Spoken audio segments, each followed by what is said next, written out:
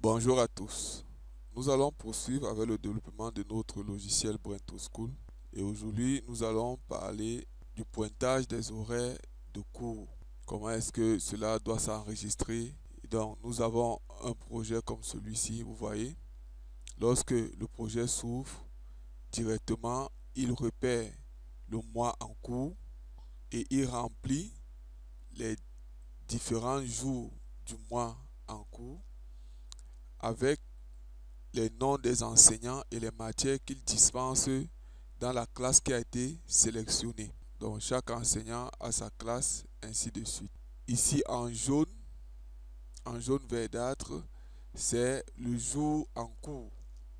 Donc vous pouvez directement repérer le jour en cours et vous placer sur ce jour, saisir le nombre d'heures effectuées par l'enseignant et passer directement l'enregistrement se fait.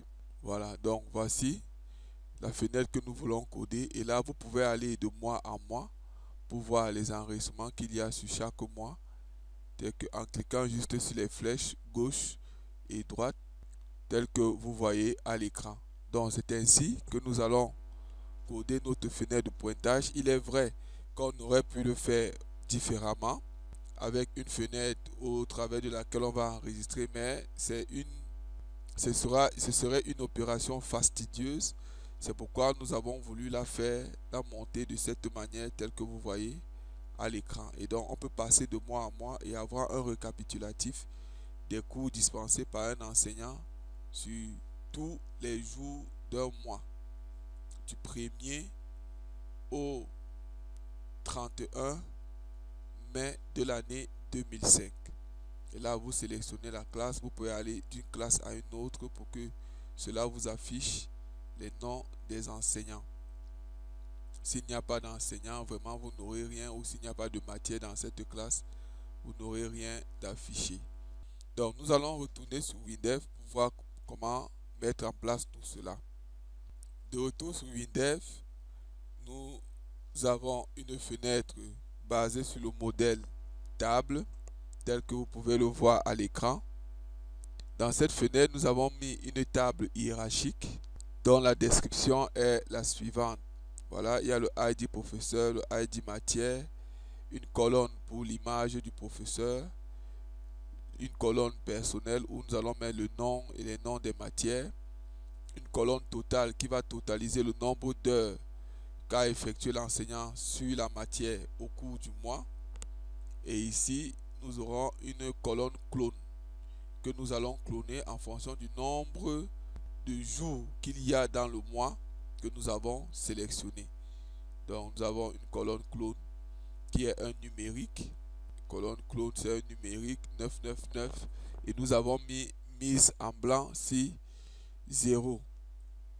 Nous avons centré le cadrage de cette colonne, pareil pour total.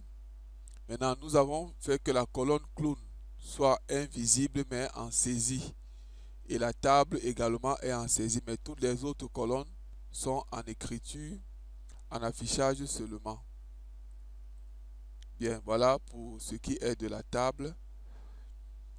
De ce côté, nous avons placé deux boutons, le bouton précédent et le bouton suivant, avec des flèches comme vous voyez à l'écran.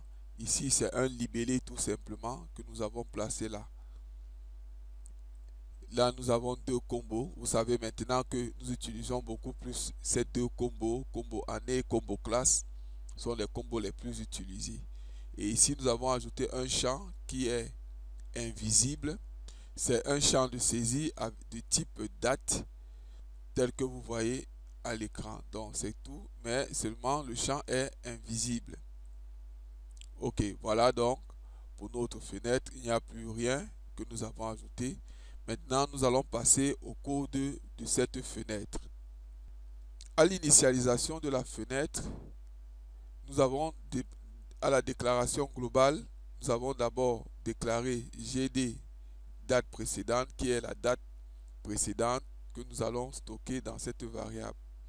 Et à l'initialisation, nous allons exécuter la combo classe.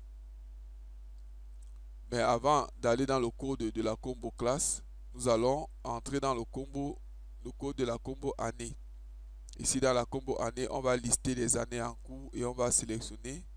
On va lister les années enregistrées et on va sélectionner l'année en cours. Et après avoir fait ça, on va exécuter tout simplement ici à la sélection d'une année.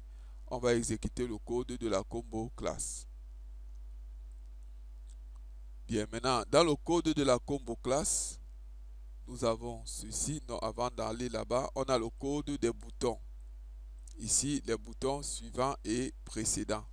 Donc, on va dans le code du bouton suivant. Ici, on a PL mois en cours. Qu'est-ce que cette fonction va faire? On veut aller, puisque c'est le bouton suivant, pour aller à la date suivante, il y a un nombre de jours que nous allons envoyer dans la procédure mois en cours. À partir du mois où nous sommes, on va lui ajouter un certain nombre de jours ici, qui est généralement de 28 jours.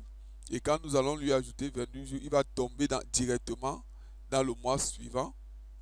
Et on récupère la date qu'on place ici. On se repositionne au 5e jour parce qu'il peut calculer quand il va ajouter 28 jours sur la date en cours. Il faut qu'on le repositionne pour savoir à quel jour il doit se repositionner. Donc c'est ce que nous faisons ici. On se repositionne au 5 du mois dans lequel il va.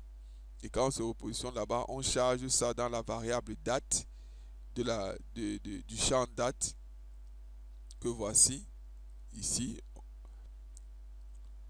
Et lorsque c'est là, on affiche maintenant le mois en cours dans le libellé avec la fonction date version mois année. Ok, donc c'est ce qui se passe ici. C'est pourquoi lorsque nous exécutons cette procédure, nous lui envoyons la variable 28. Et quand nous lui envoyons 28, ça veut dire que chaque fois, il va incrémenter. Au jour où nous sommes, il va ajouter 28 jours. Et quand il va ajouter 28 jours, il sera forcément dans le mois suivant. Et quand il sera dans le mois suivant, à partir de là, on récupère la date du mois suivant, mais on se repositionne au 5e jour de cette date du mois. Et chaque fois qu'on va faire suivant, on va juste faire 5 plus 28, on sera dans le mois suivant. 5 plus 28, on sera dans le mois suivant. Et nous allons afficher dans le mois tel que vous voyez avec la fonction date version en précisant ici le format. Maintenant, et après on va exécuter la combo classe. Quand nous rentrons dans le bouton précédent, là dans le bouton précédent, qu'est-ce que nous aurons? Dans le bouton précédent, nous faisons plutôt moins 28 jours, puisque là nous rentrons. Nous faisons moins 28 jours.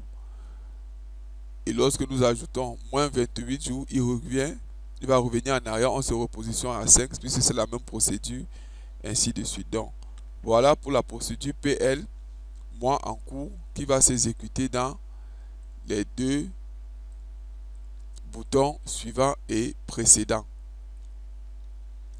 Ok. Maintenant, la combo année, on a déjà fait ça. Maintenant, nous allons aller dans la combo classe.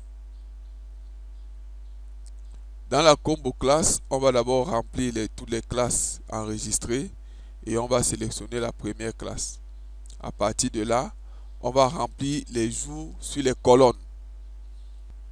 Ok, étant arrivé à ce niveau, la suite sera donnée en privé, c'est-à-dire le code de PL rempli liste prof classe sera donné pour les vidéos privées. Nous vous remercions d'avoir suivi cette vidéo. On se revoit tout à l'heure.